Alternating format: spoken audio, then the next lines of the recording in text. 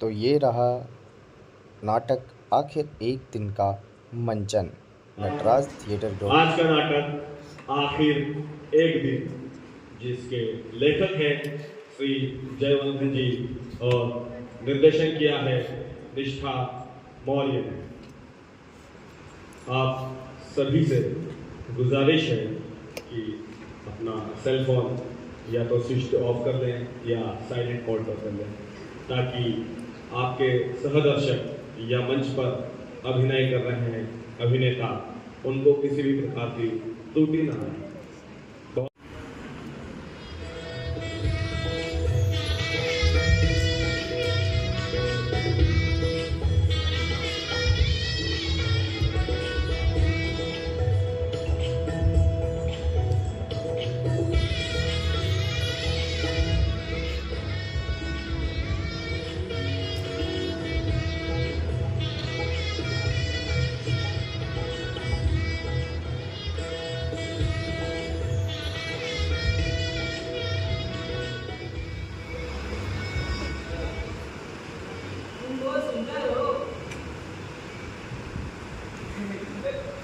सच कह रहे थे कि गणेश तूने पिछले जन्म में बिल्कुल अच्छा काम किया होगा, जो इस जन्म में इतनी सुंदर गौरिया मिली। साक्षात लक्ष्मी है लक्ष्मी, घर में पैर पड़ते ही घर के रंग तक बदल जाएंगे, ऐसा कह रहे थे। सच में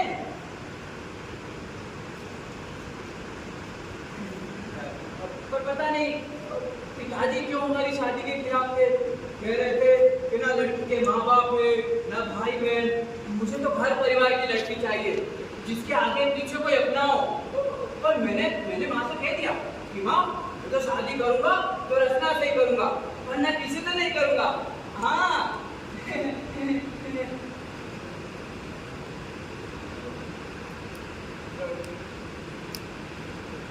वैसे मुझे तुम्हारा नाम अच्छा लगता है, रचना।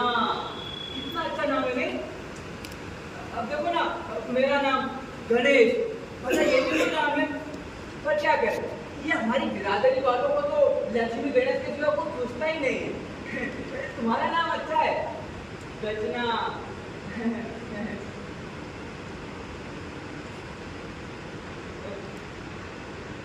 तुम बोलती नहीं हो, मतलब मैं ही बोल रहा हूँ ना, इसीलिए तुम जवाब ही नहीं दे रही हो। अच्छा चलो कोई बात नहीं, तुम्हारे मामा जी बता रहे थे कि तुम बहुत पढ़ी लिखी हो, 15-20 साल। सच में? ओ जाने तुम लोग इतना पढ़ कैसे लेते हो, मैं तो बस 5वीं पास हूँ। पढ़ाई में कभी मन ही नहीं लगता था ना, और दुकान भी थी, दुकान में ही बैठना पड़ता था। हाँ पर मेरे पिताजी तो बस 4वीं पास है, मैं एक क्लास ज्यादा पढ़ा उनसे। सच में? तुम तो हंसती भी नहीं हो। अरे मैं कुछ बोल रहा हूँ, तुम जवाब नहीं देती हो, कुछ तो बोलो। भूख लगी है? कोई बात नहीं, मुझे लगता है तुम शर्मा रही हो। अभी जब मैं बाहर खड़ा था ना, तो मैं भी कुछ नहीं बोल रहा था, बस इंतजार कर रहा था कि कोई मुझे अंदर जाने को कहे और मुझे तुम्हें देखने का मौका मिले। और जैसे ही माँ ने कहा, मैं आ गया अंदर। अब देखो मैं बस बोलते ही जा रहा हूँ, बोलते ही जा रहा हूँ, और तुम हो कि जवाब भी नहीं देती। बोलो ना।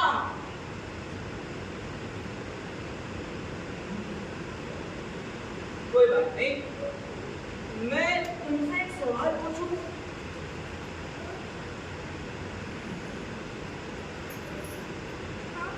सच में?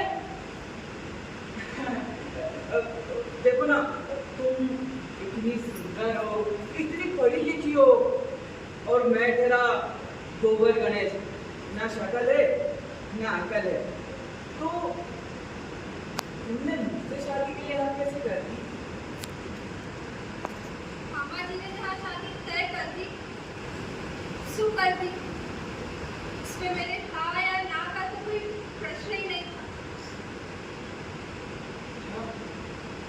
लड़के ही बड़े कमाल के होते हैं। खुद की शक्ल भले बंदर जैसी हो, लेकिन सबको लड़की गोरी चिट्टी राजकुमारी चाहिए। अरे लड़कियों के भी तो अपने अरमान होते हैं, उनके भी तो सपने होते हैं कि नहीं? अब देखो ना, तुमने भी तो किसी राजकुमार का सपना देखा होगा और बदले में मैं अनपढ़ गवार मिल गया। नहीं, इस बच्चे के सर पर माँ बाप का साया ना हो, ये सपने नहीं देखते, उनके सामने सपने नहीं, उनकी ओर भी कई सवाल होते हैं।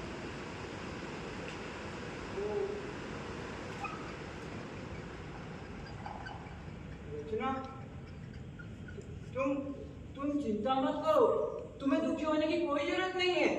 अब मैं तुम्हारे साथ हूं ना, मैं हमेशा तुम्हारा साथ दूंगा, ठीक है? हाँ। वैसे तुम्हारे मामा जी बता रहे थे कि तुम्हारे माता पिता बहुत पहले ही गुजर गए। हाँ, मैं बहुत छोटी थी, मुझे तो शक्ल भी ठीक से याद नहीं।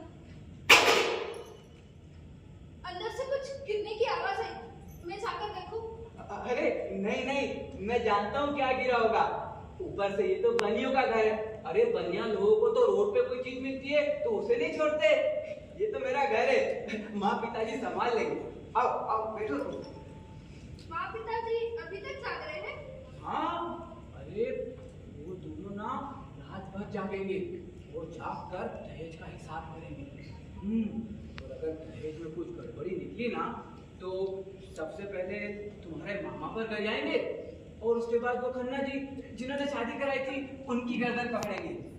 क्या है कि मेरे पिताजी ना हिसाब किताब के मामले में गंगा जल की तरह साफ है।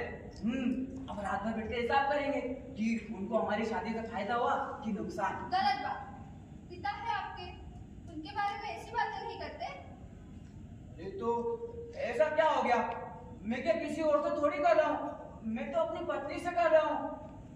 और अब देखो, अब तुम्हें यहाँ रहना है ना तो तुम्हें इस घर के बारे में सब कुछ पता होना चाहिए, ठीक है? तो मैं तुम्हें बताता हूँ। तो ऐसा है कि मेरी माँ तो वही खेती और करती है जो पिताजी की है। और पिताजी, अरे वो तो बहुत ही निराले आदमी है। हाँ, मैं ना तुम्हें उनका एक किस्सा सुनाता हूँ जिससे तुम्हें सब कुछ समझ में आ जाएगा, ठीक है? तो एक बार क्या हुआ कि मैं चड्डी बना के पहनकर घर में घूम रहा था। हाँ, तो ये चड्डी का नाड़ा होता है ना, वो मेरे घुटने तक लटक रहा था। तो पिताजी ने देख लिया और पास में बुलाया, किधर है नालायक? और एक जोर से चाटा मारा। बोले कि 1 फीट नाड़ा कम नहीं ले सकता था, इतना पैसा खर्चा करके अपने बाप को कंगाल बनाएगा क्या? और पास में रखे चाकू को उठाया और खचाक से नाड़ा काट दी।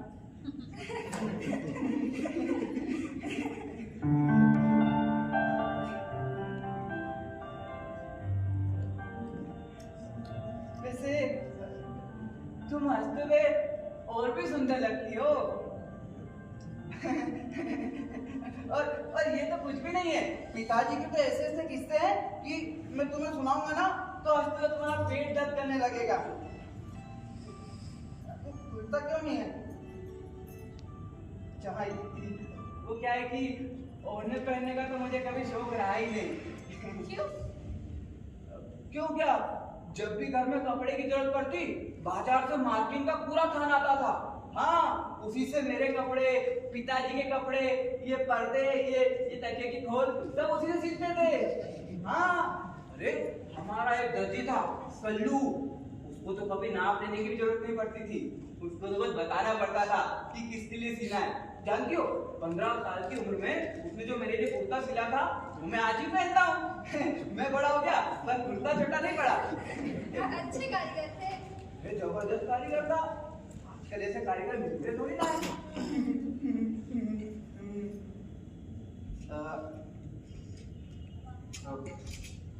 तुम्हारे दोनों कान खुले हैं ना? हाँ। बंद तो नहीं है? नहीं। क्या है कि हमारे घर में दोनों कान खुले ही रहने चाहिए ताकि एक से सुनो और एक से निकाल दो। क्या है कि मैं फालतू बात बहुत करता हूँ ना, इसीलिए।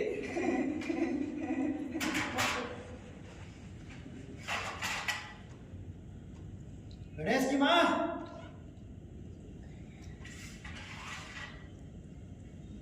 ओ गणेश की माँ, इधर आओ। लगता है दहेज के हिसाब में कुछ गड़बड़ी हुई है। अब हमारी खैर नहीं। सुबह सुबह पिताजी सबकी खबर लेंगे, सबको डांट सुनाएंगे। पर तुम चिंता मत करो, उनको तो आदत है सुनाने की। तुमने सुना नहीं? आई क्या हुआ जी? दहेज की लिस्ट कहाँ है? कुल मिलाकर दहेज के 15 लगे, सिर्फ 15। अरे हमने अपनी तरफ से शादी में 20-25 हजार रुपए फूंक दिए थे। चलो धीरे बोलो, बहुत सब सुन रही हूँ। अरे बहू कोई इनकम टैक्स की अफसर है कि उसके सुनने न सुनने से कोई फर्क पड़ेगा? मैं पूछता हूँ आखिर लिस्ट कहाँ है? गणेश के पास होगी, सुबह देख लेना। सुबह क्यों? मुझे अभी पूछना है। कह रही हूँ ना, सुबह देख लेना। गणेश कहीं भागा नहीं जा रहा। तुमसे जितना कहा है उतना करो, बुलाओ उसे। मैं नहीं बुलाती इस समय। ये समय क्या लगा रखा है? अरे ब्याह हो गया है, अब बहू कहीं भागी नहीं जा रही है, बुलाओ। मैं कहती हूँ कि आधी रात को आपको हो क्या गया है? जो होना था सो हो गया ना।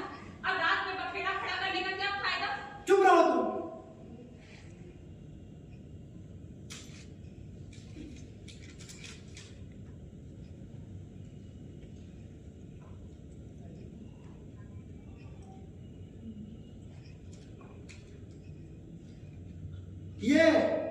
ये दिया है दहेज, सगे मामा बनते हैं।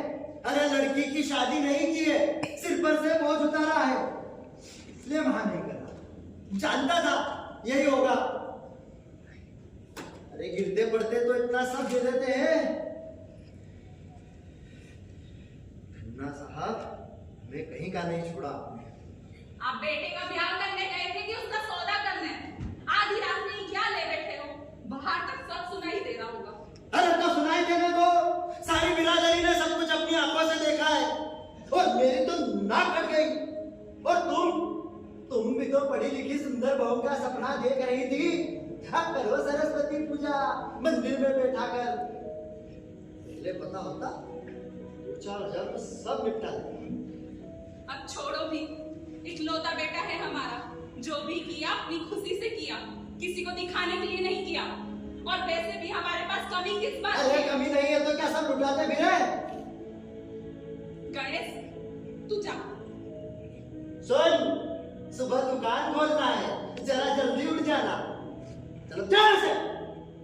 नालायक कहीं को।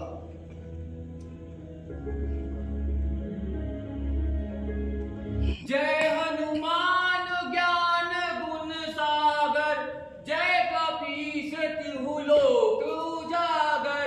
रामदूत अतुलित बल धामा, अंजनी पुत्र पवन सुत नामा। महावीर विक्रम बजरंगी, कुमति निवार सुमति के संगी। कंचन बरन जय हनुमान। अरे पूजा तो पूरी कर लो। अरे रोज ही तो पूरी पूजा करता हूँ, आज आदि से नहीं, पहले पूजा फिर नाश्ता मिलेगा। अरे तो क्या हो गया? हनुमान जी मेरे दोस्त थे, मैं उनको कभी भी हनुमान चालीसा सुना दूंगा। अभी मुझे भूख लगी है। वैसे तुम गाते अच्छा। अच्छा, पिताजी को छोड़कर सब यही कहते हैं। पर जरा जोर से गाते हो, पड़ोसियों को परेशानी आती होगी। ये तो क्या हुआ? मैं कौन सा उनके घर में बैठकर गा रहा हूँ? मैं अपने घर में गा रहा हूँ। और मैं अपने घर में गाऊं या चिल्लाऊं, उनके बाप को क्या जाता है? वैसे मुझे ना गाने गाने का बचपन से शौक है। हाँ, मैंने एक बार पिताजी से भी कहा था कि पिताजी मुझे हारमोनियम ला दो, तो उन्होंने डांट दिया। कहने लगे कि ये सब तो मिरासियों का काम है। पर कोई बात नहीं, मैं तो अपना शौक भगवती जागरण में जाकर पूरा कर लेता हूँ। वहां मैं खूब जोर जोर से गाता हूँ। हाँ, मेरा गला भी साफ हो जाता है, शौक भी पूरा हो जाता है। पिताजी से पूछ कर जाते हो? अरे उनसे पूछ कर जाऊंगा तो भी तो चला गया, छुप कर जाता हूँ। तो घर वापस आने पर पिताजी पूछते नहीं कि कहाँ गए थे? कुछ भी गोली दे देता हूँ, तुम इतना टेंशन क्यों लेती हो? अच्छा, दोपहर में खाने के लिए आओगे? दोपहर में मैं तो अभी तुम्हारे पास से कहीं नहीं जाना चाहता हूँ, पर क्या करूँ, नहीं गया ना तो पिताजी फिर शुरू हो जाएंगे, फिर किसी बात पर मुझे डांटने लगेंगे, जाना पड़ेगा। गणेश की माँ, ओ गणेश की माँ, हाँ, तुम्हारे सबूत को आजकल हो क्या गया है? दिन चढ़े तक सोता रहता है, फिर हनुमान चालीसा लेकर बैठ जाता है। अब रोज रोज दुकान कौन खोलेगा? इसका बाप। थोड़े दिन की बात है, फिर सब ठीक हो जाएगा। कितनी बार समझाया इस गधे को कि ये पूजा पाठ करने की उम्र नहीं है, लेकिन सुनता कौन है हमारी? महात्मा जी जैसे ही पूजा से उठे फौरन दुकान भेज देना और कहना पेट पूजा हनुमान जी नहीं कराने आएंगे, पेट पूजा दुकान की कमाई से होगी। भेज दूंगी। और साथ में कुछ नमक की बोरियां भिजवा देना। हाँ हाँ भिजवा दूंगी। अब खड़े क्या हो, कुछ और भी कहना। रोज रोज जाकर मैं दुकान खोलूं? नालायक को मटर गश्ती से फुर्सत नहीं। अरे डब्बा तो लेते हुए जाओ। बहू जी, गणू तैयार हुआ कि नहीं? जी बस हो रहे हैं। जाओ। मैं बुलाया? अरे मुझे नहीं, तुम्हें बुला रही, जाओ। मुझे बुलाया? ठीक है। पिताजी चले गए ना, कुछ बोल रहे थे? गणू सुबह जल्दी उठ जाया कर। अब इस उम्र में वो जाकर दुकान खोले, अच्छा लगता है क्या? और जवान बेटा घर में पड़ा था, जा जल्दी जा। और सुन, नमक की बोरियां ठेले पर रखवा कर जाना। जा, मुंह क्या देख रहा है? तुम सच कह रही थी, माँ मुझे ही बुला रही थी। बहू जी, गणू को सुबह जल्दी उठा दिया कर। जी माँ जी। काम काज में लापरवाही ठीक नहीं लगती। गणो, गणो, कौन है? मैं हूँ भाभी जी, अन्ना। आ जाइए भाई साहब।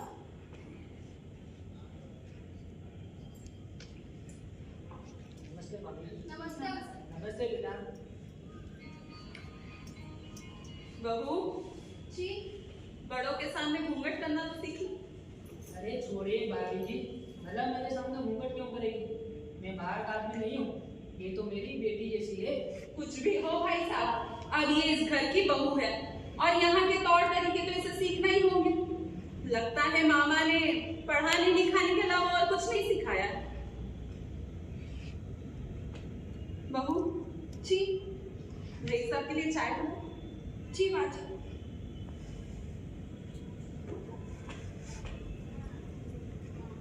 क्या भाई साहब, हाँ आपने तो कहा था बहू बहुत तौर तरीके वाली है, तारीफों के पुल बांध दिए थे। अब बताइए भला ये सब भी सिखाने वाली बात है? अब बिना माँ के भी कोई क्या सीखेगा भाभी जी? अभी आपके घर की बहू है, आपके होते वक्त चिंता करने की कोई बात नहीं है, धीरे धीरे सब सीख जाएगी। आप तो बस इतना समझ लीजिए कि अगर आप बीच में ना होते तो ये रिश्ता किसी कीमत पर ना होता। अरे दान दहेज की तो छोड़िए, घर परिवार ही कायदे का होता। रह देकर एक मामा है, वो तो रिश्तेदारी निभाने से रहा। अरे नहीं भाभी जी नहीं, ऐसी बात नहीं है, वे ऐसे आदमी नहीं है, मैं उन्हें अच्छी तरह जानता हूँ। हाँ, पैसों को लेकर कुछ कमजोर जरूर है, लेकिन दुनियादारी निभाने में पीछे नहीं है। भाई साहब क्या ही बताऊं आपको मैं, आसपास के लोगों ने ताने मार मार के जीना हराम कर दिया है। अरे ओ जीजी, इकलौते लड़के का ब्याह की हो, दान दहेज कुछ मिला कि नहीं? अब क्या जवाब दूं? कुछ दहेज मिला हो तो जवाब दूं ना। मेरे गणू कहाँ है? दुकान पर गए रहे क्या? हाँ भाई साहब। गणू को कोई नया धंधा शुरू कर देना चाहिए। एक दुकान संभालने के लिए एक आदमी काफी है, बेमतलब दो लोग अपना समय क्यों खराब कर रहे हैं? भाई साहब नमक का व्यापार अकेले आदमी के बस की बात ना है। हाँ, नया धंधा शुरू करने के लिए पूंजी भी तो चाहिए। फिर पढ़ी लिखी बहू मिली है, कहते हैं घर में पढ़ी लिखी बहू आने से घर का कायाकल्प हो जाता है। बहू बच्चों को संस्कार देती है। हाँ भाई साहब ये बात तो आप बिल्कुल सच कह रहे हो। अब आप मुझे ही देख लीजिए, मैं जब से इस घर में बहू बनकर आई हूँ 3 मकान कर लिए और एक ही पुश्तैनी मकान है, इसमें हम लोग रह लेते हैं। भगवान की दया से किसी बात की कमी ना है हमारे यहाँ, पर मजाल है कभी इतना सा भी घमंड किया हो हमने। सब ऊपर वाले की कृपा है। अच्छा भाभी, अब मैं चलता हूँ। नमस्ते।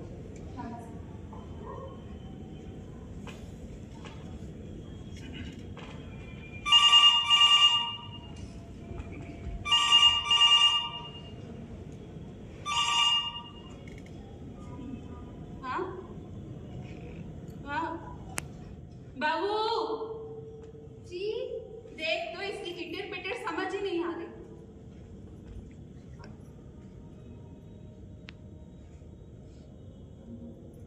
Hello, sorry wrong number. ये क्यों?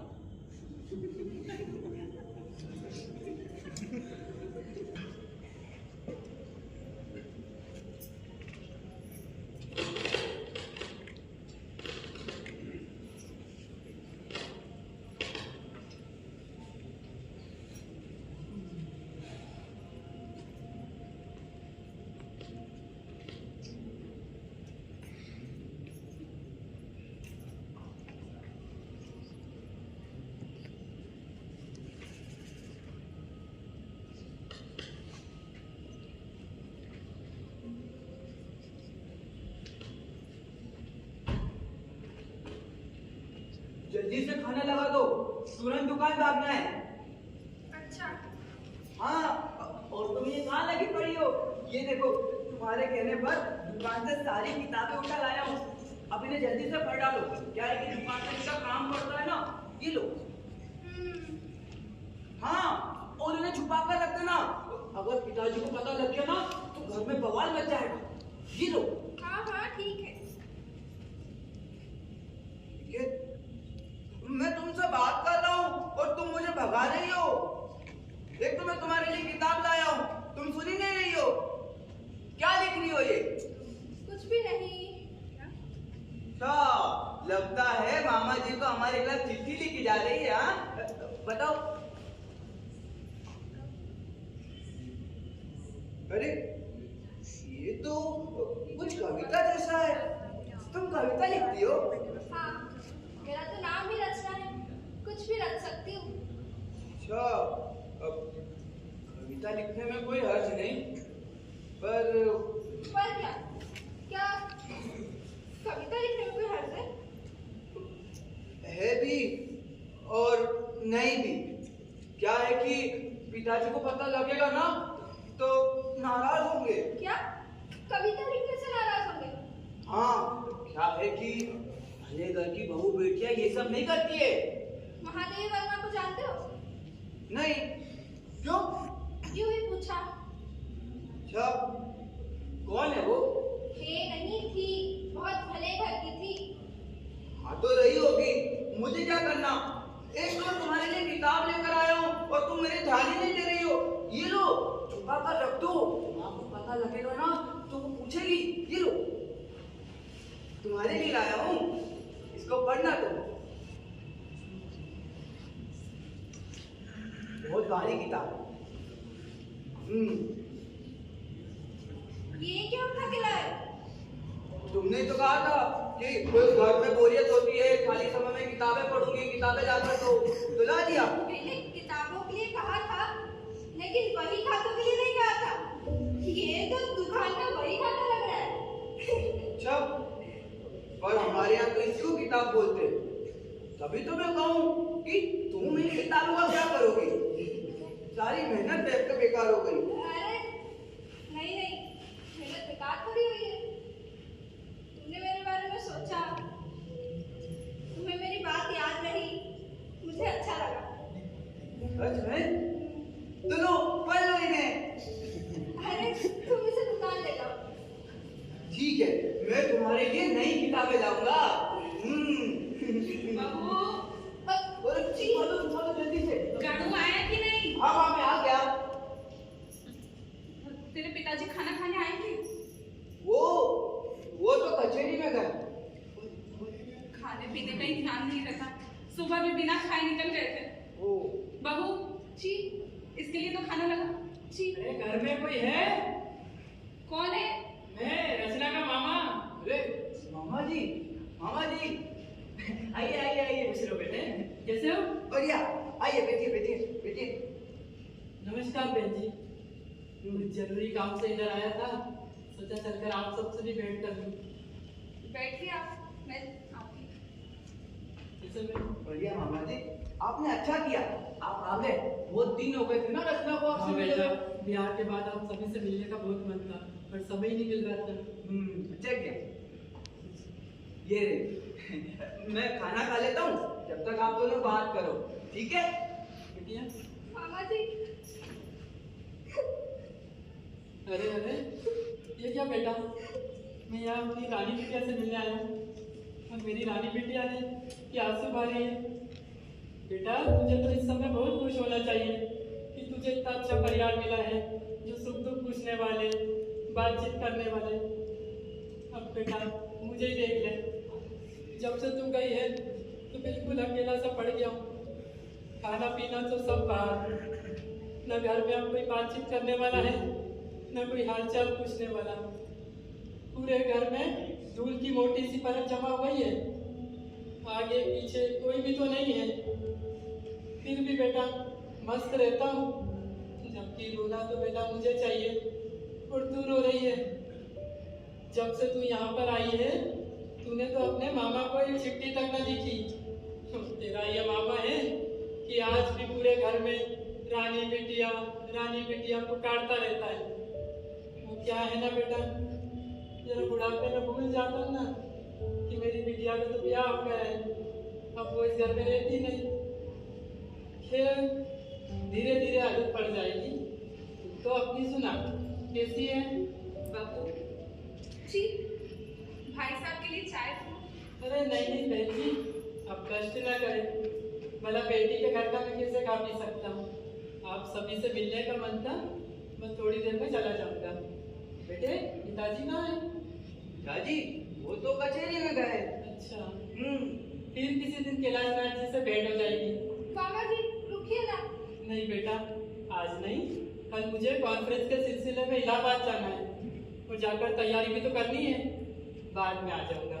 और वैसे भी अब तो इस घर में आना जाना लगा ही रहेगा। मेरी बिटिया जो भी आई है। बहन जी, कैलाशनाथ जी को मेरा नमस्कार कहिएगा। रचना, बेटा जल्दबाजी में तेरे लिए कुछ खास न ला सका, जो कुछ है बेटा इन थैलियों में। बहन जी, मैं चलूंगा, नमस्कार। अच्छा बेटा।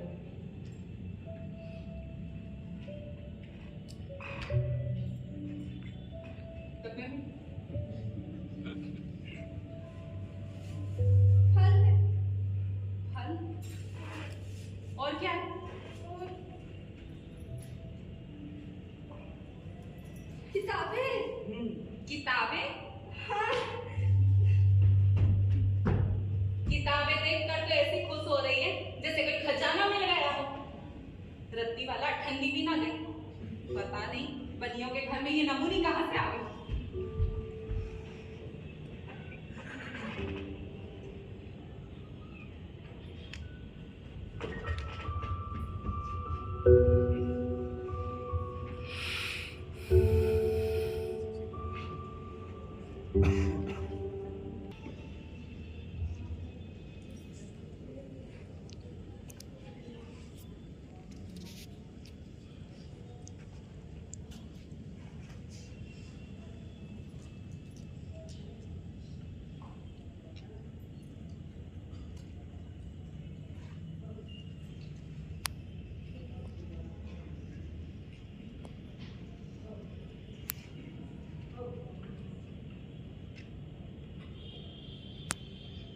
अरे, तुमने किताब यहाँ खुली छोड़ रखी है? किताब नहीं, कविता के दर्श। अरे जो भी है, अगर पिताजी के हाथ में लग गई तो घर में बवाल मच जाएगा। वैसे भी आजकल मुझसे नाराज चल रहे हैं। नाराज चल रहे? क्यों? कहते हैं कि मैं मन लगाकर काम धंधा नहीं कर रहा हूँ। तो मन लगाकर काम धंधा क्यों नहीं करते? कैसे करूँ? मेरा मन तो तुम्हारे पास लगा रहता है ना। पिताजी को थोड़ा शादी हुई है, हमें थोड़ा तो वक्त मिलना चाहिए। पर ये बाप लोग ना जब बड़े हो जाते हैं अपने दिन भूल जाते हैं, जब देखो तब डांटते रहते हैं, खरी खोटी सुनाते हैं। ऊपर से ये कविता के बारे में पता लग गया तो पता नहीं क्या करेंगे। तुम पिताजी को बता देना कि मैंने कविता लिखी। अरे नहीं तो और बवाल मच जाएगा। तुम इस घर के बारे में जानती नहीं हो। हाँ, इस घर में पति और पत्नी दोनों को एक ही माना जाता है। पत्नी गलती करती है तो पति को 10 बात सुनाई जाती है, और अगर पति गलती करता है तो पत्नी को दिन रात कोसा जाता है। हाँ देखो, मैं भले बुद्धू राम हूँ, पर मेरी एक बात ध्यान रखना कि जब हमारी शादी नहीं हुई थी ना तो मैं इस घर का इकलौता लड़का था, लेकिन अब हमारी शादी हो गई है। मैं तुम्हारा पति हूँ, मैं रचना का पति हूँ, इसलिए मुझे भी सब कुछ। क्या?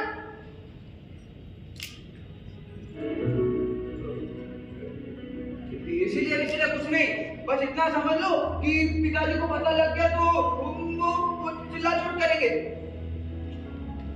पिताजी, जब देखो तब पिताजी पिताजी। मैं पिताजी के बारे में तो नहीं जानती, लेकिन तुम्हें जरूर जान गई। क्या जान गई? यही कि तुम बाप के बेटे पहले हो और पत्नी के पति बाद में हो। तुम्हें आज भी चलने के लिए बाप की उंगली का सहारा चाहिए, कुछ करने के लिए उनका निर्देश चाहिए। गनीमत नहीं कि बोलने के लिए शब्द उधार नहीं लेने पड़ते। कितने मोहताज हो तुम। आखिर तुम्हारा अपना अस्तित्व क्या है? इंसान हो या कठपुतली? सोचना, कभी फुर्सत में सोचना, तुम हो भी या नहीं।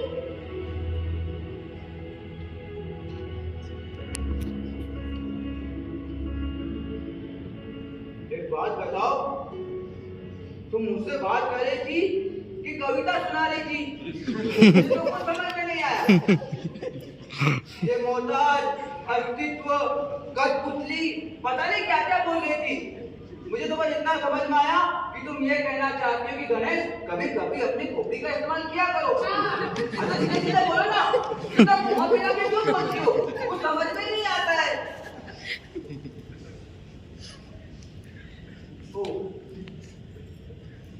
सॉरी। देखो, मुझे तुम्हारे कविता लिखने से कोई दिक्कत नहीं, तुम लिखो, दिन रात लिखो। नहीं, दिन में नहीं, रात में लिखो। क्योंकि रात में लिखोगी ना तो पिताजी को पता नहीं चलेगा, तुम्हारा भी शौक पूरा हो जाएगा और उनको पता भी नहीं चलेगा। मैं खुद भी तो हनुमान चालीसा अपना शौक पूरा करने के लिए पढ़ता हूँ, मेरा गाने का शौक, हाँ पढ़ता हूँ और शौक पूरा हो जाता है, किसी को पता भी नहीं चलता है। पिताजी से तुम बिना पूछे हनुमान चालीसा पढ़ते हो? हनुमान चालीसा पढ़ने के लिए किसी से पूछना थोड़ी पड़ता है। सोच लो, अगर पिताजी को पता चल गया तो तुम्हारे साथ साथ बेचारे हनुमान जी को भी घर से बाहर कर देंगे। नहीं, ऐसा नहीं होता है। अरे पूजा पाठ के लिए तो कभी कोई मना नहीं करता है। भाई ऊपर से हम तो बनिया लोग हैं, हमारा तो काम ही भगवान भरोसे चलता है। हम दुकान खोलते तो भगवान का नाम लेते हैं, दुकान बंद करते तो भगवान का नाम लेते हैं। तो पिताजी मुझे पूजा पाठ के लिए मना ही नहीं करेंगे। कुछ ही बोलती है पगली।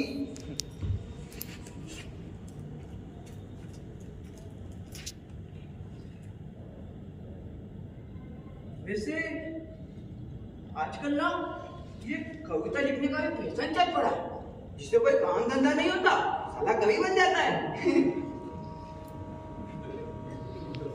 मतलब कवि लोगों की भी अपनी बखत होती है।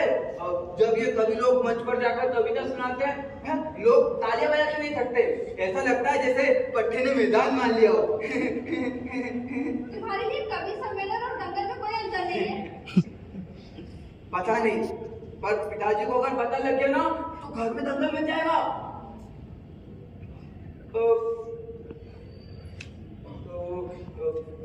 पर तुम चिंता मत करो, मेरे पास एक तरकीब है जिससे तुम्हारा शौक भी पूरा हो जाएगा और पिताजी को पता भी नहीं चलेगा। बताओ? तो सुनो, देखो, जब भी तुम्हारा कविता लिखने का मन करे तो तुम लिखो और उसे मुझे सुना दो, उसके बाद कविता फाड़ दो।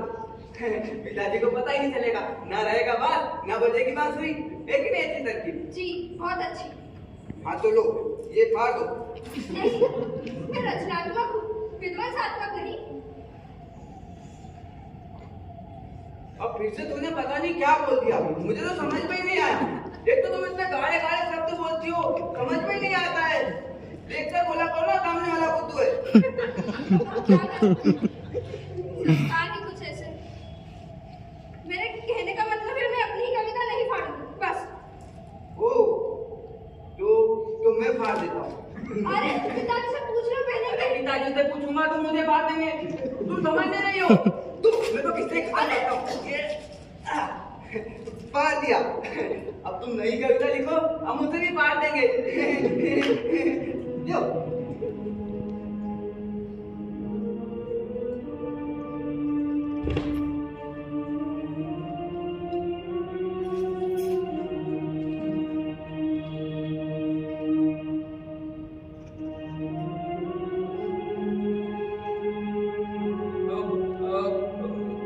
माँ मुझसे तुम्हारी शिकायत कर रही थी, कह रही थी कि बहू दिन भर अपने कमरे में बैठी रहती है, घर का कोई काम काज नहीं करती, पता नहीं क्या करती है, ऐसा बोल रही थी।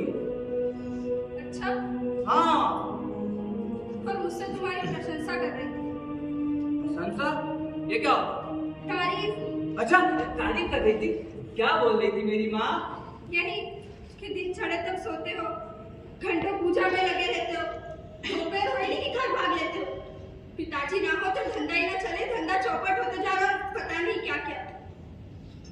अच्छा ये खेल चल रहा है मेरे घर में, मेरी शिकायत तुमसे और तुम्हारी शिकायत मुझसे। इनका बस चले ना तो ये लोग मुझे नमक के गोदाम में ही दफना दे। अब तुम इनकी एक भी नहीं सुनूंगा, मेरे जो मन में आएगा मैं वही करूंगा। पिताजी क्या करेंगे? अरे भाई कुछ भी कहे। उन्होंने मेरी सुनी कभी? मुझे संगीत सीखना था, उन्होंने मेरा ये शौक भी पूरा नहीं होने दिया।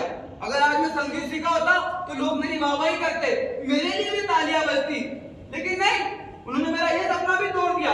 हमेशा मुझे रोक देते, कुछ नहीं करने देते, गंदे हो।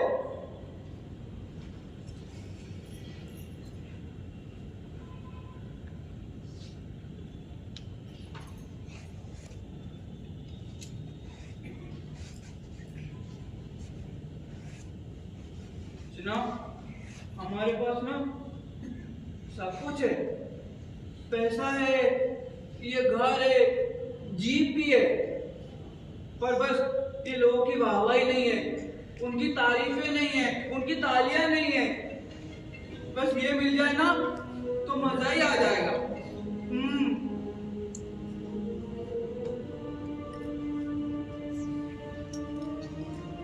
वैसे तुम्हें कविता लिखना किसने सिखाया? मुझे मामा जी ने। मेरे मामा जी जाने माने कवि हैं।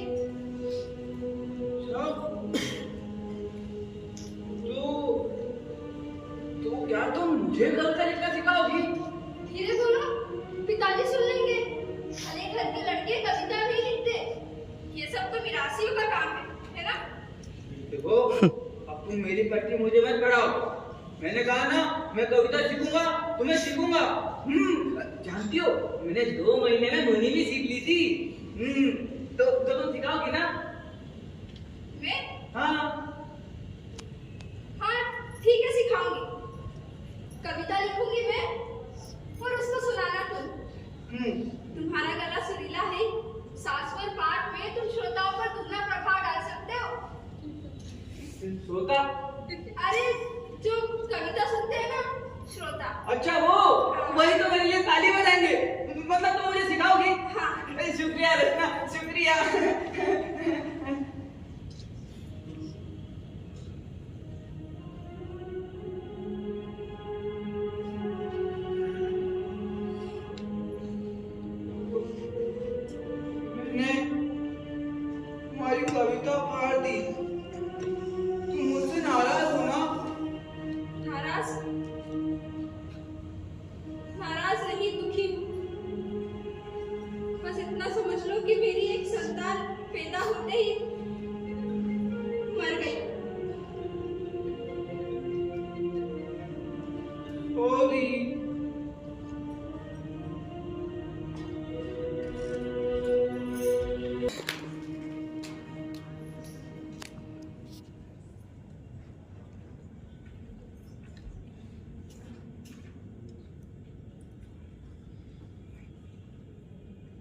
क्या हुआ?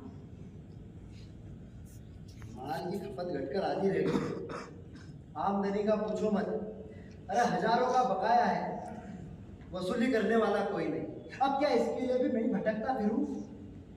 छुट्टी के दिन गणेश को भेज दिया करो, तुम क्यों चक्कर लगाते हो? छुट्टी के दिन ये घर छोड़ता भी है। अरे इसका सारा रवैया बदलता जा रहा है। दुकान में भी दिन भर सोता रहता है। हाँ, इधर मैं भी देख रही हूँ, रात भर कमरे का बल्ब जलता रहता है। बिजली का बिल आएगा ना तब पता चलेगा। तो कुछ भी समझाना बेकार है, नीला मूर्ख है। अभी दुकान में नमक के लिफाफे बिल्कुल खत्म हो गए।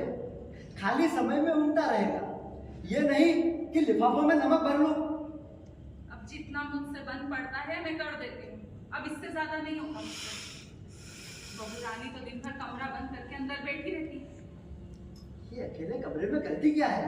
अरे वो मामा आया था ना, किताब देकर गया है, बस दिन भर उसी में घुसी रहती है। बहुत अच्छा ससुराल को सुख दे रही है। सोचा था बहू आएगी तो काम काज से छुटकारा पाऊंगी, यहाँ तो और मेरा काम बढ़ा दिया। भी कुछ ही महीने हुए ये खन्ना साहब को पता नहीं इस लड़की में क्या दिखाई दिया। इसका बखान करते नहीं थकते थे। कुछ नहीं है, पुरानी दोस्ती निभाई जा रही है बस।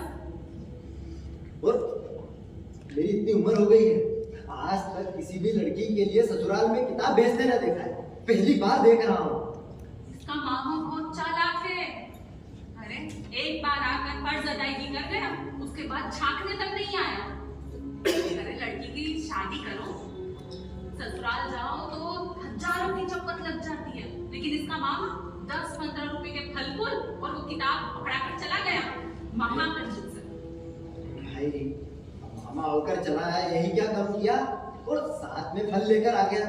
चलो इस बहाने कम से कम फल और फूल खाने को तो मिले, वरना हमारे यहाँ देखने को कहाँ मिलते हैं। हाँ ये बात तो सही है। पता है आपको, आज सुबह सुबह मैंने बहू को बहुत डांट दी। क्यों? अरे बिना नहाए धोए रसोई में घुसे जा रही थी, वो भी चप्पल पहनकर। मैंने भी कह दिया, ओ महारानी ये रसोई में रसोई कोई गुसल खाना ना है, पहले जाओ नहा कर आओ फिर घुसना। अरे भाई ये पढ़े लिखे लोग हमारी तरह चप्पल जूतों से परहेज नहीं करते हैं। चप्पल जूतों के साथ ही खाते पीते हैं। तुम विश्वास नहीं करोगे, तो ऐसे पढ़े लिखे मियां बीवी को एक साथ एक थाली में खाते देखा है। अरे आग लगे ऐसी पढ़ाई में, बेशरम है बेशरम। अरे घर में बर्तन कम पड़ गए क्या? चलो मान लिया कि कम पड़ गए, तो ऐसा नहीं पहले पति को खिला दो फिर खुद खा लो, लेकिन इतना संतोष हो तब ना। अब खेल छोड़ो दुनिया की, फिक्र करो अपनी रचना की। रचना? मुझे तो इस नाम से ही चिढ़ है। अरे ये भी कोई नाम हुआ भला? नाम तो हमारे हैं, शंकर, पार्वती, गणेश, अपना गणू। अभी अध्याय खत्म होने वाला नहीं है, चलकर बिस्तर लगाओ, रात बहुत हो गई है।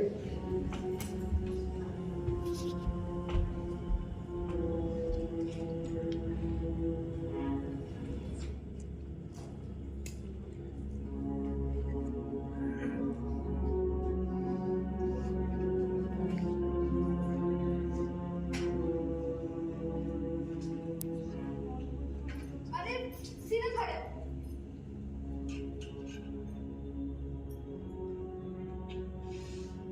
तुम इतना घबरा क्यों रहे हो? पहली बार जा रहा हूँ ना, इसीलिए ऐसा लग रहा है जैसे इम्तिहान देने जा रहा हूँ। देखो, इम्तिहान में या तो कोई पास होता है या फिर फेल। अब इसमें डरने की क्या बात है? ज्यादा से ज्यादा यही होगा ना कि इम्तिहान में फेल हो जाओगे। अरे यही सोच कर तो तब तक हो रहा है। देखो ना रचना, वहाँ कितने सारे लोग आने वाले हैं, एक से कवि आने वाले हैं। ऊपर से मैं तो कोई कवि भी नहीं हूँ।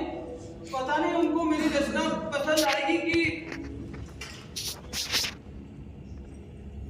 वैसे भी बड़ी मुश्किल से एक कविता सुनाने का मौका मिला है। तुम्हें अपनी रचना पर बिल्कुल भरोसा नहीं है? नहीं, भरोसे वाली बात नहीं है, बस मुझे इज्जत सी हो रही है। देखो, तुम बैठो, आराम से। तुम डर क्यों रहे? देखो, मैं भी एक जाने माने शिष्य, मैं भी बहुत बड़े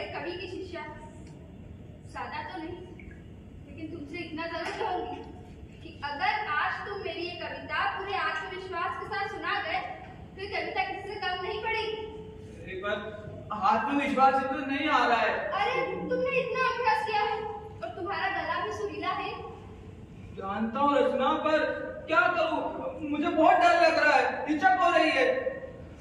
देखो, जिसने लगाई एक, वो खंडक के पार है, जो हिचकिचा के रही है वो इस पार। अब बिना हिम्मत और जुनून के कुछ भी कर पाना मुश्किल है। रचना, देखो, दरअसल बात ये है कि वहाँ ना बहुत सारे लोग ऐसे आने वाले हैं जो मुझे जानते हैं। ऊपर से मैं इस तरह से जा रहा हूँ, अजीब सा लग रहा है। और वो लोग कहेंगे कि देखो देखो नमक फेंकना छोड़कर कविता सुनाने आ गए। क्यों? नमक बेचने वाला कभी नहीं हो सकता। तो ये हो सकता है, पर वो लोग तो जानते हैं ना कि मैं 5वीं पास हूँ। देखो, बहुत सारे अनपढ़ कवि भी हुए हैं, जिन पर आज पढ़े लिखे लोग शोध कार्य कर रहे हैं। ठीक है ना रचना, मैं अगली बार जाऊंगा ना, अच्छी खासी तैयारी करके जाऊंगा। और इस बार इस शहर में नहीं, किसी दूसरे शहर में, जहाँ मुझे कोई जानता नहीं होगा कि नमक बेचता हूँ, तेल बेचता हूँ। ठीक है, अगली बार जाऊंगा। देखो, तुम मेरे सिर्फ 3 बातें सुनो, फिर जो जी पाएगा। पहली बात कि फिर कभी नहीं आता। दूसरी बात, अपना शहर अपना ही होता है। बाहर वाले जब भी बुलाएंगे किसी नामी कवि को बुलाएंगे, तुम्हें तो बुलाने से रहे। और तीसरी बात, अगर तुम्हें यही सब करना था तो कविता सीखने की क्या जरूरत थी?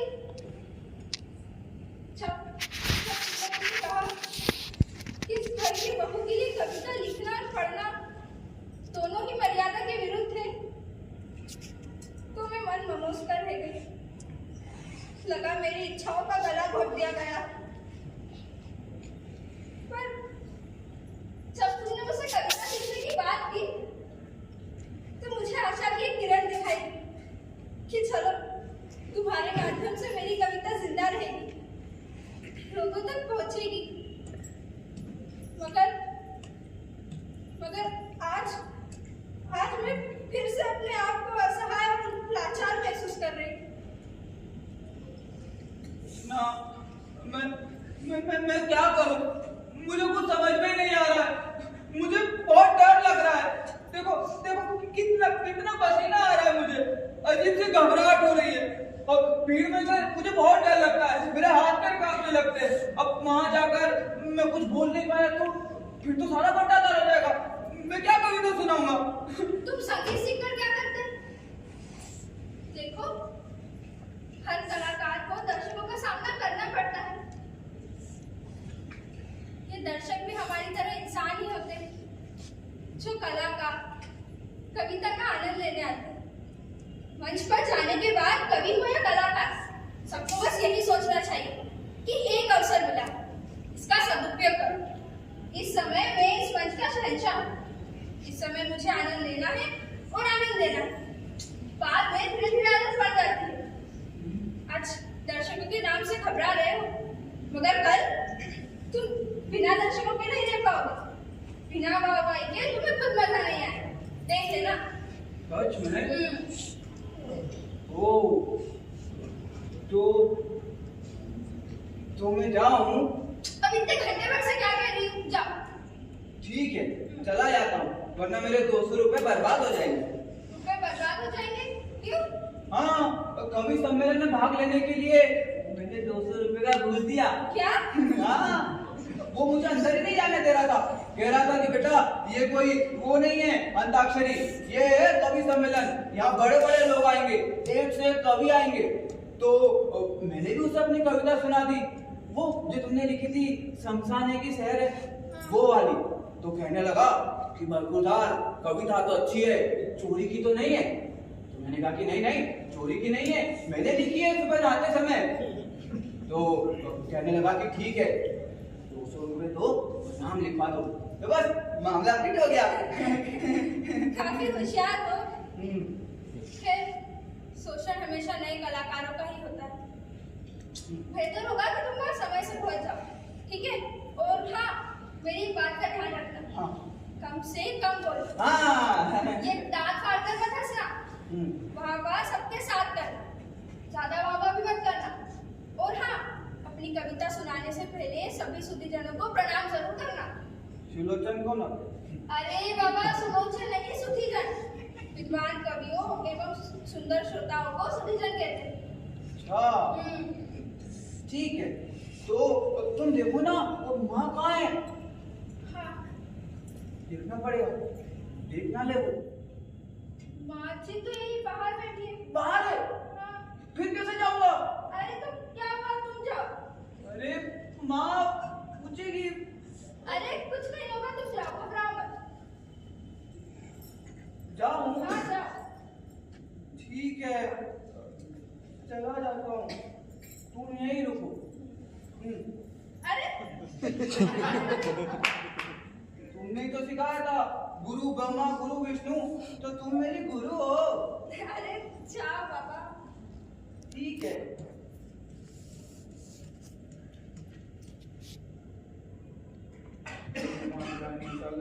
ओए ये क्या बोल गया बता? अच्छा लग रहा हो ना? तू कब आया और दुकान पर कौन है? मुझे आशीर्वाद दो, मैं एक बहुत अच्छा काम करने जा रहा हूँ, मुझे जल्दी जाना है। तू जा कहाँ रहा है? बाद में जवाब दूंगा, अभी जल्दी में हूँ मैं। कौन? जवाब बाद में दूंगा। अरे ऐसी भी क्या आपदा पड़ी थी? इतना सज धज कर तो ब्याह में भी नहीं गया।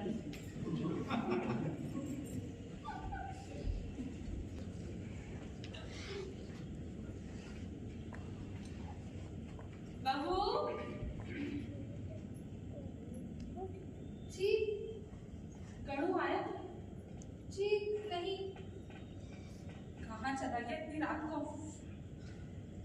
अरे अब तक तो आ जाना चाहिए था, काफी देर हो गई है।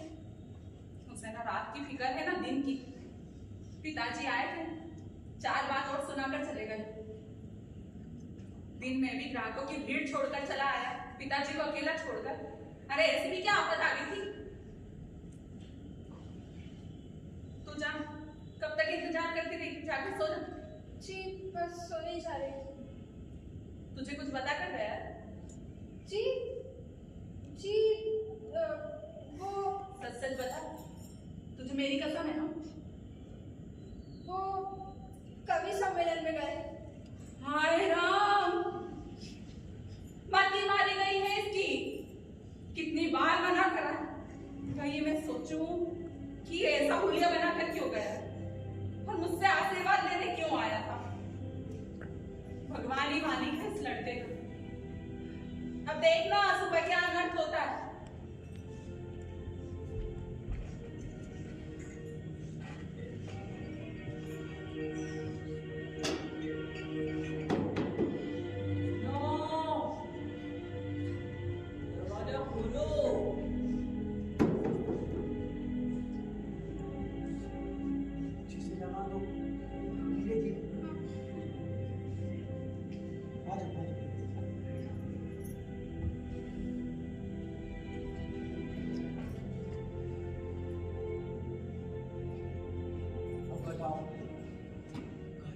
व्यवस्था कैसी है?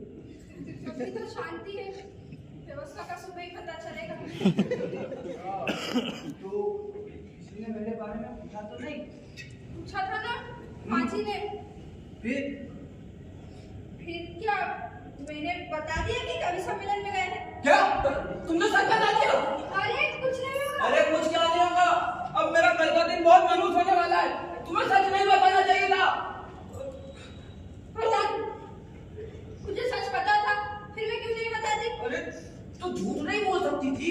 मैं झूठ नहीं बोलती। क्यों, तुम सत्य बोलती हो? हाँ। कहाँ है तुम्हारे चरण? दो ना, मैं पढ़ लेता हूँ। कहानी सच बोल देती तो क्या हो जाता? वही होता जो कसम खाने के बाद होता है। अरे तुम्हारी कसम चूल्हे में कसम, तुम समझ रहे हो क्या होगा? तुम यहाँ का ढालना छोड़ो ना, बाहर की बता कैसा रहा? हाँ हाँ? वहाँ भी तहलका मचा था। मैं तो मंच पर बैठे बैठे मन ही मन हजारों बार वो हनुमान चालीसा पढ़ गया, शुरू से आखिरी तक। और फिर जब मेरा नंबर आया तो सब लोग हंस रहे थे, पर मैंने भी उनकी परवाह नहीं की। आखिर बनिया पुत्र हूँ, जो मेरे 200 रुपए याद आने लगे। बस मैंने अलापना शुरू कर दिया। हाँ, एक गलती हो गई। वो क्या? वो क्या है कि मैंने कविता सुनाने के वक्त आंखें बंद कर ली। फिर क्या, कविता सुनाने के बाद ही आंखें खोली, और जब आंखें खोली तो देखा कि सब लोग तालियां बजा रहे थे। हाँ, ऐसी वाहवाही हो रही थी जैसी मैं चाहता था। और जैसा तुमने कहा था, मैंने सबको झुककर धन्यवाद दिया। तुम वहां होती ना तो तुम्हें बहुत मजा आता रचना। सच में मेरे लिए बहुत तालियां बजी, अभी तक सुनाई दे रही है। शुक्रिया रचना, शुक्रिया। ये सब तुम्हारी वजह से हुआ, शुक्रिया। चलो, मेहनत सफल रही। और बाद में वो घूस को भी मिला था, कह रहा था कि अगली बार आपसे पैसे नहीं लेंगे, आप जरूर आइएगा। अच्छा। ये शॉल भी मिली है मुझे, ये देखो। वो एक बात मुझे समझ में नहीं आई कि जब मैं कविता सुना रहा था ना तो लोग हंसमोर चिल्ला रहे थे, तो मैंने देखा पर थे ही नहीं हंसमोर। हाँ, मैं ढूंढ रहा था, इधर है, कोई दिखाई नहीं दिया। अरे हंसमोर नहीं, वंसमोर होगा। अच्छा, वंसमोर। हाँ। ये क्या होगा? अरे वंसमोर मतलब एक बार फिर से सुनो। अच्छा, और मैं तो जाकर बैठ गई। कोई बात नहीं। सच, आज मैं बहुत खुश हूँ। आज तुमने मेरी कविता को जीवन दान दे दिया, वरना मैं तो मर ही जाती। फिर मेरी रचना का कोई अर्थ नहीं होता। शुक्रिया। अरे तुम्हारा शुक्रिया, ये लो, ये शाल तुम्हारी है। चलो अब सो जाते हैं, देखते हैं कल क्या होता है। अरे होना क्या है, पिताजी आएंगे सुबह सुबह, पूछेंगे माँ से गणेश की माँ, गणेश कहाँ है। चलो।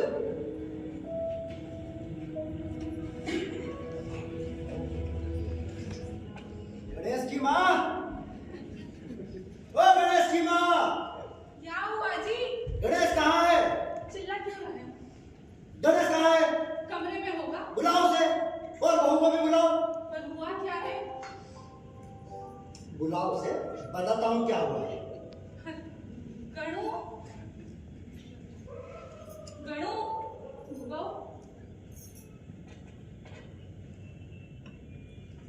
वो नालायक, कुछ काम धंधा करना है या नहीं?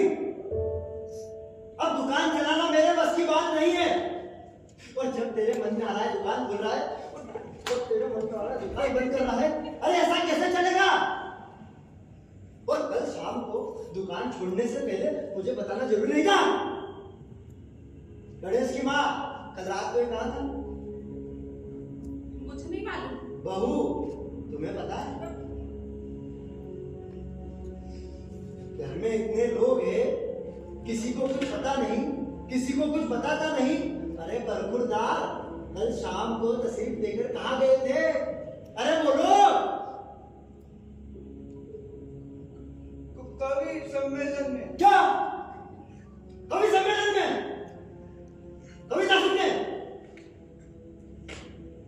नहीं, सुनाने। क्या? कविता सुनाने? अरे ठीक से बोलना तुम्हें आता नहीं, और अचानक रातों रात कवि बन गए। चमत्कार है भाई, चमत्कार। चलो अच्छा मान लेते हैं कि तुम राष्ट्रीय कवि बन भी गए, तो तुम्हारे माँ बाप को बताना जरूरी नहीं था? देखो जी, गणू कोई बच्चा ना है, और एक दिन के लिए बाहर चला गया तो कोई पहाड़ ना टूट गया। क्या जिंदगी भर नमक की दुकान पर बैठा रहेगा? चुप रहो तुम, तुम्हारी वजह से। क्या मेरी वजह से? कहाँ ना चुप रहो। बिल्कुल नहीं। पहले बताओ गणू ने किया क्या? अरे क्या नहीं किया इसने? जहाँ जाओ बस इसी के बारे में बात हो रही है। और गणेश का कैसे कह दूं, गणेश का बाप नहीं हूँ। गणू, तूने किया क्या है? सच सच बता। मैंने कुछ नहीं किया। झूठ, सरासर झूठ।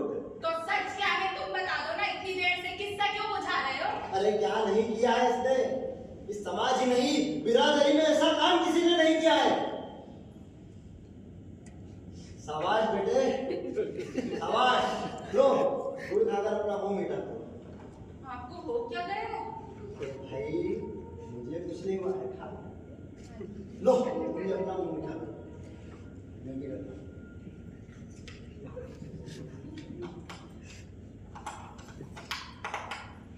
क्या हुआ?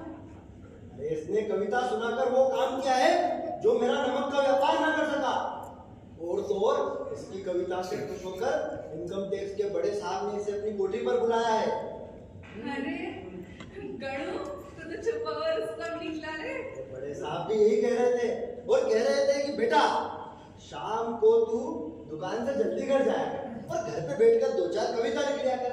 देख बेटा बाजार में जिस माल का भाव ज्यादा हो उसका स्टॉक अपना कर लेना चाहिए, चाहे वो कविता हो या नमक। अब देखो भला जिसे हम पत्थर समझ रहे थे वो तो हीरा निकला। बहू जी कविता कहानी में दिमागी मेहनत लगती है। गणू के सर में तेल लगा दिया कर रात में। और हाँ बेटा बड़े साहब को सिर्फ कविता ही मत सुनाते रहना, मौका देखकर अपने पुराने मामले में बात कर लेना। अब जाए ठीक है। जीते खुश रहे।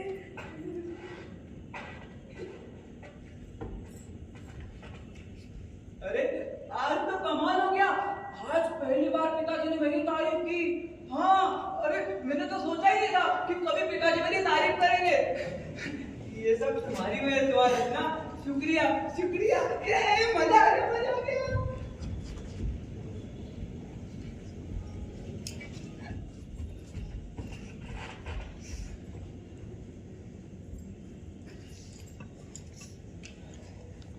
पार्वती देवी आजकल चारों तरफ अपने गणेश की धूम है। कल के अखबार में गणेश की बड़ी सी फोटो छपी थी, मार्केट के सारे लोग दिन भर आकर अखबार दिखाते रहे। अब मैं तो सबको चाय पिलाकर थक गया। चाय में पैसे बहुत बर्बाद हो गए पर अंदर ही अंदर अच्छा भी लग रहा था। अरे जो ससुरे मुझे देखकर पहले मुंह मोड़ लिया करते थे अब दिन में 4 बार मिलते हैं और 4 बार राम राम करते हैं। सब समय समय की बात है। उगते सूरज को तो हर कोई पूछता है और मैं तो गणू को बचपन से ही जानती थी। गणू बहुत होशियार है, तुम ही उसे नालायक नालायक बुलाते। बाप हो उसका नालायक तो क्या उसे गधा भी कहूंगा। कैसे बोल रहे हो? आस पड़ोस में गणू की बहुत इज्जत है, कोई सुनेगा तो क्या कहेगा? पर एक बात तो तुम मेरी मानोगे, ये बदलाव गणेश में ब्याह के बाद आए हैं। बहू वाकई घर की लक्ष्मी है। अरे इस घर की लक्ष्मी तो तुम हो। तो इस लक्ष्मी का एक कहा मानोगे? बोलो। बहू की तबीयत आजकल ठीक नहीं रहती। बहुत दिनों से वो कह रही है कि एक आध गोदाम ले लो और नमक की सारी बोरियां उधर रखवा दो। आने जाने वाले लोग देखते तो अच्छा भी नहीं लगता, पूरा घर नमक का गोदाम बन गया है। अरे भाई अब नमक का धंधा करते हैं तो घर में नमक ही रहेगा ना। अब इतने साल से हम भी तो इसी घर में रह रहे हैं। पैसा इंसान की जान से बढ़कर है का? अरे भाई ऐसी बात कर रही हो तुम? अब इतने साल से हम भी तो इसी घर में, आज तक हमें कुछ हुआ? जो जी में आए करो, किसी की ना सुनने की कसम खा रखी। कैलाशनाथ जी घर पे हो?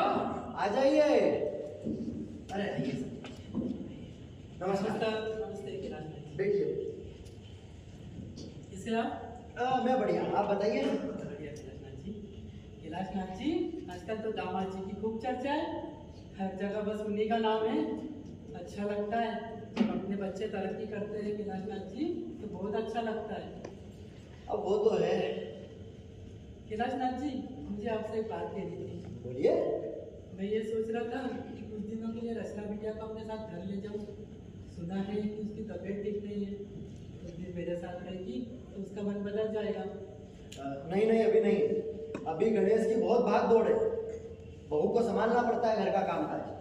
अब इतने दिन रुके, कुछ दिन और रुक जाइए। अरे आप ही की बेटी है पर ये भी घर तो उसी का है। ठीक है कैलाशनाथ जी, जैसा आप सही समझे। अच्छा मैं जाकर रचना से मिल लूं? हाँ जी मिल लीजिए ना। बहू तेरे मामा जी आए हैं। जी मिल लीजिए। कैसी हो बेटा? मामा जी बस बस बेटा कुछ नहीं। सुना बेटा तुम तबीयत ठीक नहीं चल रही, अब कैसी है? ठीक हूँ, आप बैठिए ना।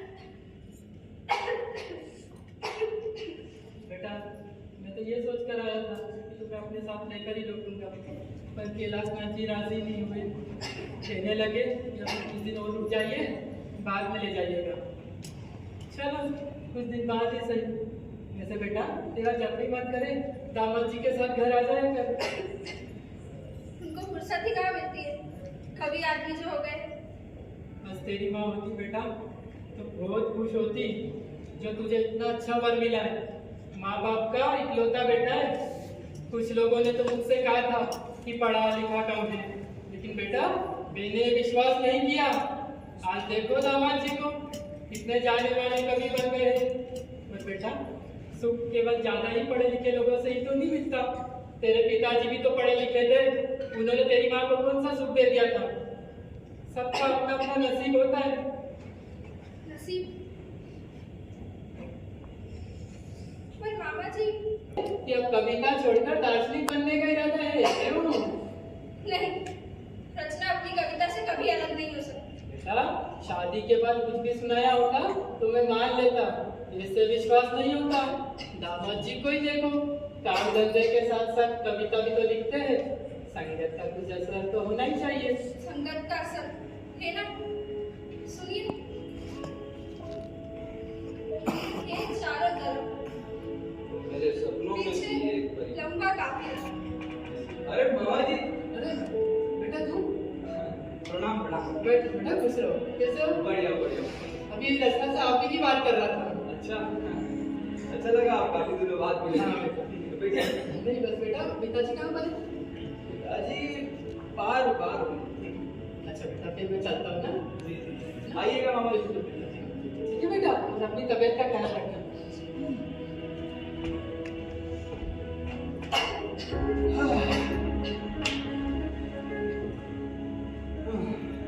कभी बनना भी मुश्किल काम।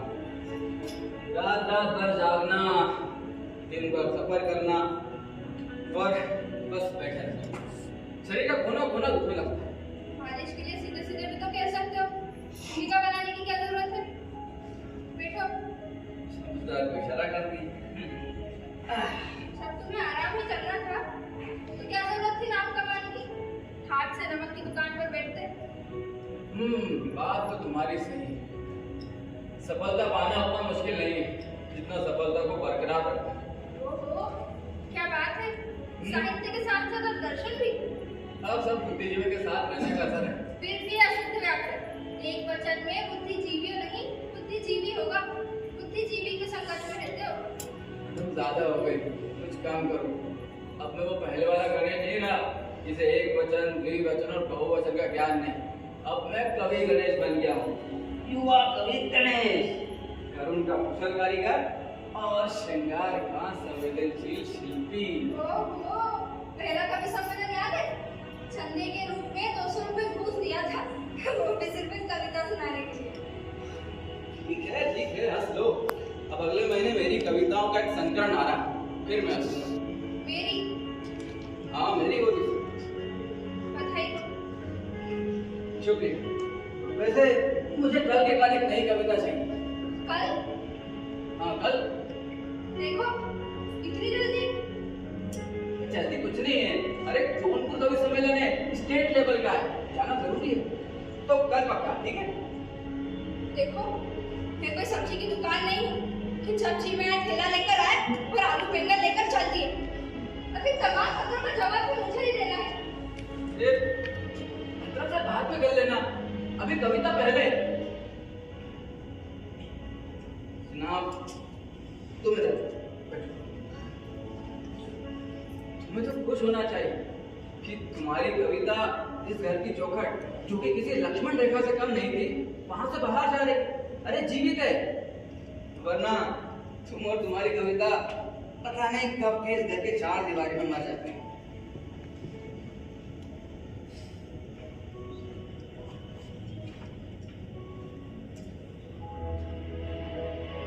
तो भी कृपा पात्र थे माँ लक्ष्मी के।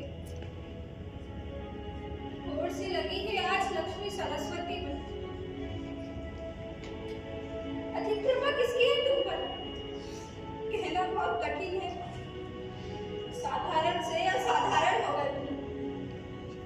मान और सम्मान के फरियाद बन गए।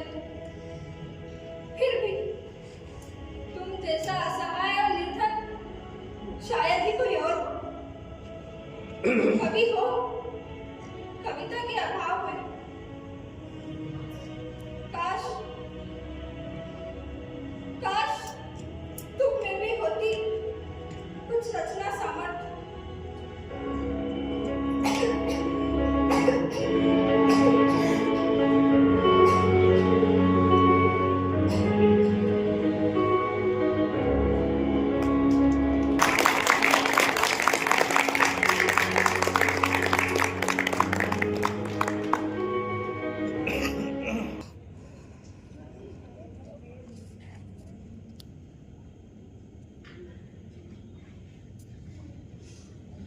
उन्हीं को वोट डाल सकता है। बीबी का जैसे ही पता चला था उसने इलाज शुरू कर दिया था।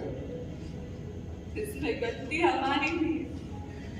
रचना ने कितनी बार कहा कि एक गोदाम ले लो, नमक की बोरियां उसमें रखवा दो, पर अफसोस है इस बात का कि हमने उसकी एक नहीं सुनी।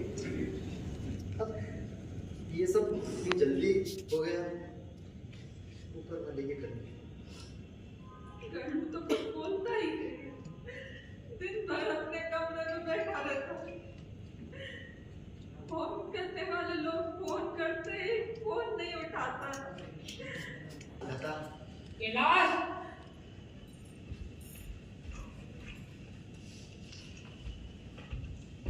देखो अखबार में क्या खबर छपी है। प्रसिद्ध युवा कवि गणेश का कविता से संन्यास।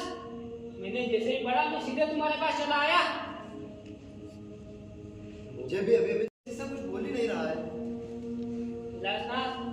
रचना के मरने का दुख हम सबको है। अभी अभी शादी हुई थी। एक दिन ये दुनिया से हम सबको जाना है। किसी के जाने से दुनिया रुक नहीं जाती। समय ही सबसे बड़ा मरण है। कुछ दिन बाद सब कुछ पुराने ढर्रे पर चलने लगता है। ऐसे में हम जीना नहीं छोड़ देते। अचानक ये सब क्या हो गया? सही सही बताओ, कहीं तुमने तो कुछ नहीं कहा? मैंने? हाँ तुमने, क्योंकि बिना तुम्हारी रजामंदी के घर पे पत्ता भी नहीं हिलता। कुछ भी काम करने से पहले तुम्हारी रजामंदी जरूरी होती है। सब समझदार है, अपना फैसला खुद कर रहे हैं। जी नहीं, इस घर की कोई भी बात मुझसे नहीं छिपी है। तुम्हारी नजर में गणेश अभी बच्चा है। तुम चाहते हो जिंदगी भर तुम्हारी उंगली थाम कर चलता रहे। क्यों भला? वो भी एक आदमी है, उसकी भी अपनी इच्छा है, अपने विचार है। अरे कभी तो गणेश को गणेश बनकर जीने दो। तो तुम्हें क्या लगता है मैंने गणेश का जीना दुभर कर दिया था? मुझसे क्या पूछते हो? खुद से पूछो कैलाशनाथ, खुद से पूछो। अब गणेश पहले वाला गणेश नहीं रहा जो नमक का धंधा चलाएगा, दुकान पर बैठकर वही खाता लिखेगा। वो एक नामी ग्रामी कवि है जिसकी अपनी एक इज्जत है। मुझे भी ख्याल है उसकी इज्जत का। इज्जत का ख्याल होता तो उसे दुकान पर ना बिठाते। अरे मैं पूछता हूँ क्या गणेश के बिना दुकान नहीं चल सकती? खन्ना साहब, खाली समय में अपना काम करने से कोई आदमी छोटा नहीं हो जाता। और ये तो हमारा खानदानी धंधा है जो सालों से चलता आ रहा है। लेकिन ये कहाँ लिखा है कि बाप जो व्यापार करेगा बेटा भी वही करे? ऐसा लिखा नहीं है, लेकिन ऐसा होता जरूर आया है। कोई सुनार का लड़का चमड़े का व्यापार नहीं करेगा। इसमें बुराई क्या है? फिर व्यापार के अलावा ऐसे और भी काम है जो किए जा सकते हैं। अगर तुम्हारी चली तो गणेश जिंदगी भर गोबर गणेश ही बना रहेगा। गणेश ने चंद दिनों में ही कितना नाम कमा लिया। तुम जिंदगी भर नमक के व्यापार में लगे रहे। अरे पैसे कमाने का और क्या कमाया तुमने? इससे पहले जानता कौन था तुमको? तुम्हारा जो कुछ भी हो गणेश की वजह से हो, उसकी कविता की वजह से हो।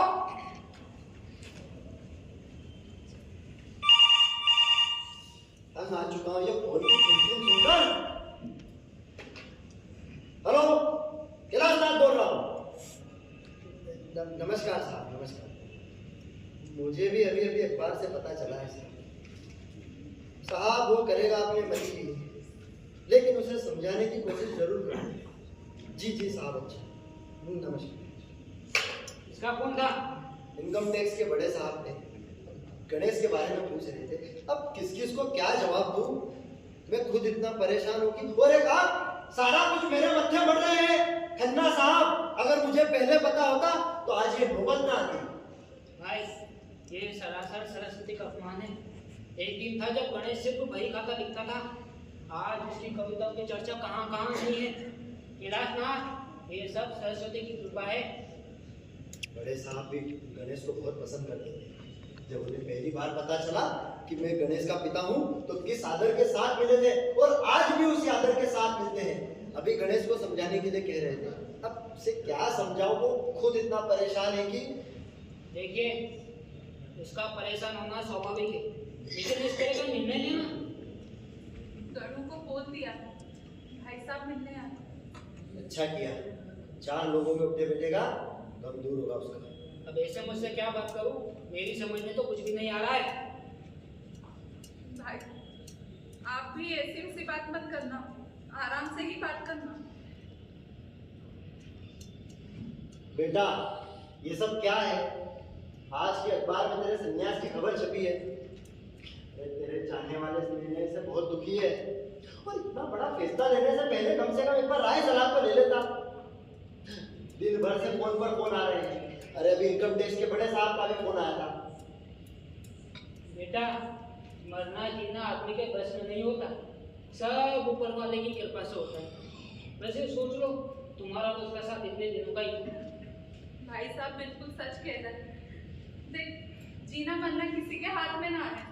इतने दिन से नमक की बोरियां रखी थी, हमें तो कभी टीवी नहीं हुई। जो लिखा होना है होकर रहेगा, और जो होना था वो हो गया। अब ये पढ़ना लिखना क्यों छोड़ रहा है? देख गणेश, जो लोग तुम्हारी कविताओं की वजह से हमें सर आंखों पर बिठाते थे, वे कल सब मुंह मोड़ लेंगे। अरे हम कहीं के नहीं रहेंगे, सारा काम काज ठप हो जाएगा। और तुझे किस बात की कमी है? अरे ये जेसीबीसी और रचना तुम्हारे ला सकता हूं मैं। और क्या? और अब ये तस्वीर भी यहाँ से हटा दे।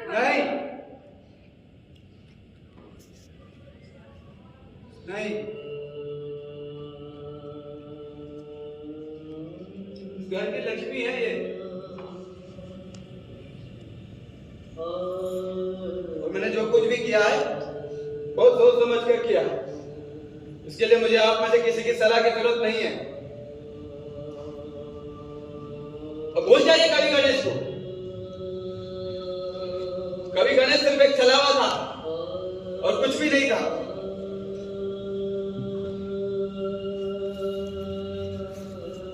पिताजी, मैं सिर्फ इस एक रचना को जानता हूं, ईश्वर रचना को नहीं जानता हूं, जिसकी आप लाइन लगाने वाले थे। आपको तो अभी भी यही लगता है ना कि आपका बेटा कवि गणेश है, वो कविता की रचना करता था, यही ना? जबकि ये सच नहीं है पिताजी। जानते हैं सच क्या है? मैं नहीं, आपकी ये बहू ये रचना कविता की रचना करती थी। मैं तो 5वीं फेल हूं, अपने पैसे देकर पास करवाया था, मुझे याद है। जिसे भाई का तक लिखते नहीं आता वो कविता लिखेगा।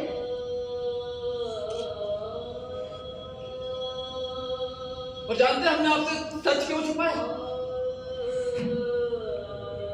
क्योंकि आप कहते हैं ना कि घर की बहू बेटियां ये सब काम नहीं करती है। आपको पता लगता तो आप उसके शौक को भी मार देते, जैसे आपने मेरे शौक को मारा था। याद है ना आपने कहा था कि संगीत मंगीत सब निराशों का काम है। मैंने तो अपना शौक मार दिया, बस हनुमान चालीसा पढ़ के अपना शौक पूरा करता था। पर ये तो पढ़ी लिखी थी, ये क्या करती? और मैं नहीं चाहता था कि ये मेरी तरह अपना शौक मारे।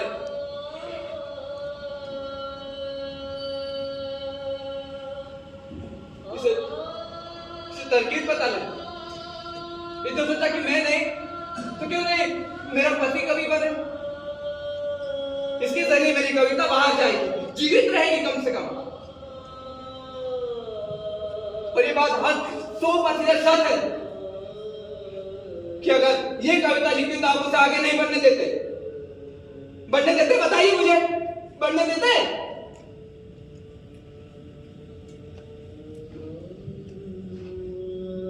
कहते हैं कि पीछे रचना की लाइन लगा दूं। अरे एक रचना लाके दे सकते हैं? बताइए।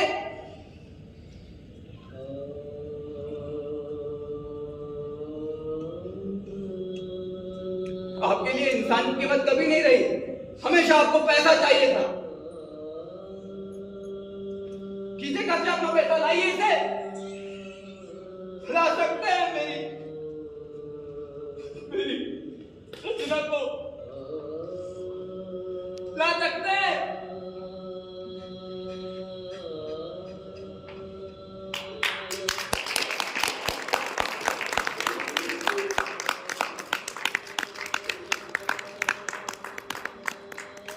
खत्म हो गई आपकी गणेश की कविता।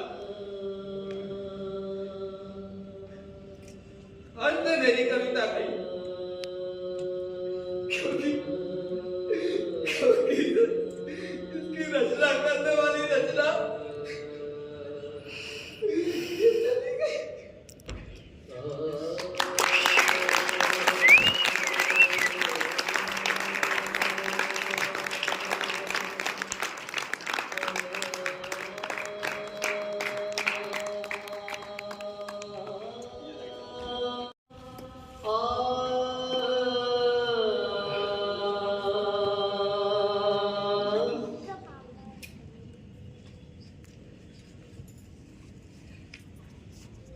बहुत बहुत धन्यवाद आप सभी का।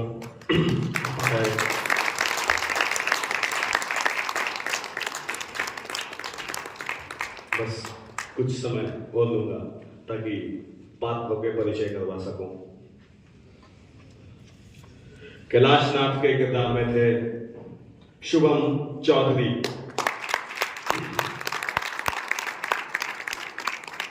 पार्वती देवी जो कि कैलाश नाथ की पत्नी और गणेश की मां थी, निष्ठा मौर्य, खन्ना साहब संजय रघुवंशी, मामा जो रचना के मामा थे वो नितिन तिवारी, रचना तनिष्का निकरण और गणेश भोला भला आशीष उजीवाल।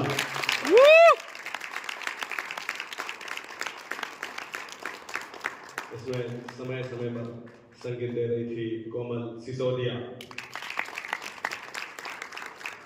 इसका प्रकाश संचालन मैंने अर्जुन नायक ने किया और इस नाटक की निर्देशिका निष्ठा मौर्य।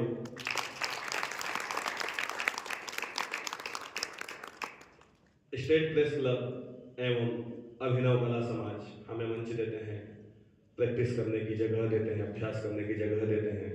मैं उन्हें दिल से धन्यवाद देता हूँ। आने वाली 19 तारीख को अनवरत थिएटर ग्रुप का नाटक है अर्जेंट मीटिंग, उसको भी देखने आप जरूर आए। और 21 तारीख को फिर से नटराज थिएटर ग्रुप का नाटक है मिस्टर घोष। उस नाटक का कोई निर्देशक नहीं है, उसकी कोई ब्लॉकिंग नहीं हुई है, उसके कोई मंच सज्जा नहीं है। जो भी होगा स्टेज पे होगा। 3 कलाकार हैं, तीनों कलाकारों ने अपने घर पर रहकर नाटक को याद किया है। जो भी होगा स्टेज पर होगा। वो एक प्रयोगात्मक नाटक है, उसको देखने जरूर आए और 19 तारीख को भी जरूर आए। हाँ, जो अर्जेंट मीटिंग का जो समय है वो दोपहर 3 बजे है, समय का ध्यान रखें, 3 बजे नाटक है। आप सभी का धन्यवाद, बहुत बहुत धन्यवाद। आप ऐसे ही आते रहिए और हमें आशीर्वाद देते रहिए। धन्यवाद।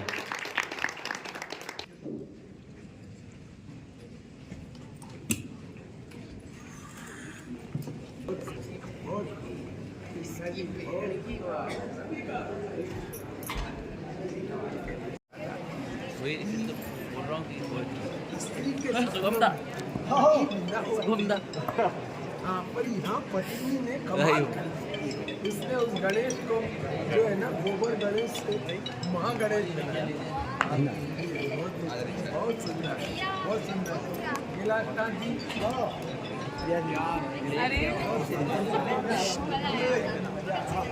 उनकी सुनो, उनकी अंकल बुला रहे हैं।